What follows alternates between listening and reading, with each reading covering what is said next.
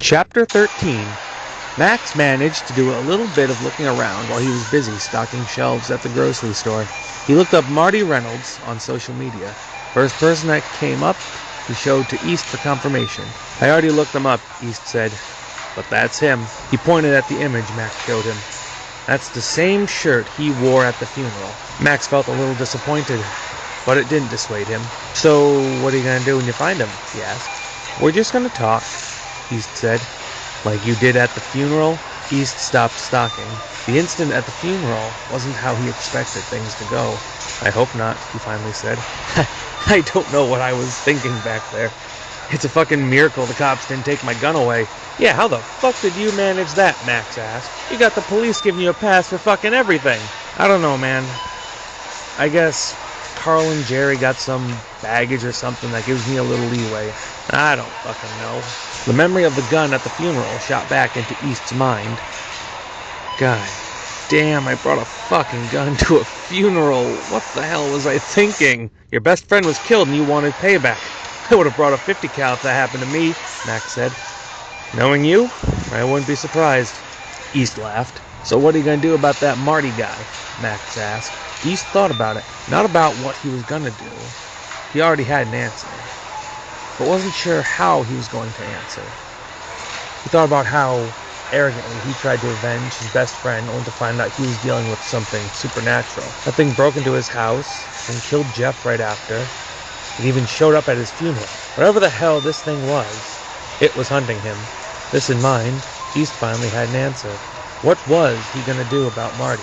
"I'm going to fuck him up." Marty Reynolds left his house at 5 o'clock on a Saturday.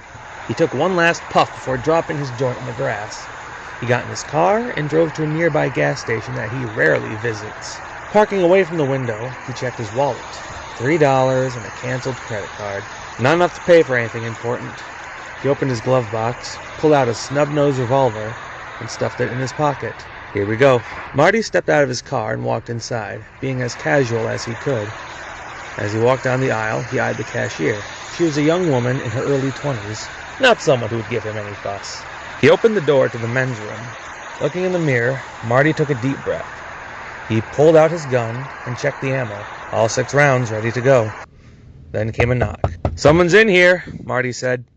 No answer. Maybe they left. Marty stuffed the gun back in his pocket and reached for the handle. The door opened easier than usual. The next second, he found out why. East delivered a solid punch to his nose, knocking him back into the bathroom. He stepped inside and shut the door. "Hey, Marty! Who the fuck are you?" Marty asked. "We met at my friend's funeral. I think we have a mutual connection." East picked him up and slammed him back down, proceeding to kick him hard in the stomach. "What were you doing at the funeral?" "Fuck you!" Marty shouted. East cleared his throat. He took off his coat and hung it on the baby-changing station.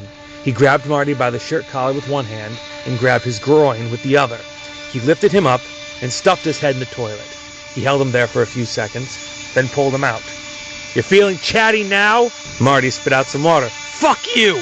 East stuffed his head in the toilet some more. He pulled him out one more time. "Oh yeah, how about now?" Marty coughed up some water. East lost his patience and began to deliver a few hits to his jaw. Prior to the beating, he noticed a glint of gold in Marty's eyes. But now, after a few dunks in the water, it was gone. "Hey, focus! Who or what the fuck was at that funeral?" "I don't know!" Marty coughed. "I don't know what the hell that thing is, but it commands us." "What do you mean, commands us? Who is us?" "Aaron Chase." "Is that it?" "Eddie." "Who the fuck is Eddie?" "Edward Vasilio. He's a mean motherfucker." "Yeah? Well, so am I." "You don't get it, man. You don't get it. That thing calls out to the most fucked up people, and it makes them worse. Monsters even." "You got anything else I need to know?" Marty took a second to breathe. That thing. It's after you. It's after you, and if it can't find you, it'll find people you love." East glared at him. He picked Marty up by the hair and kneed him in the face. He then reached down and grabbed the gun that fell out of his pocket. He unloaded it and dropped the bullets in the toilet before tossing the gun aside. "I'm trying to be careful of what I do, so I suggest you get the fuck out of Dodge. If what you told me is true, shit's gonna hit the fan." East left Marty in the bathroom and strolled out like nothing happened. He glanced at the cashier, who gave a concerned look. He lightly waved and walked out the door.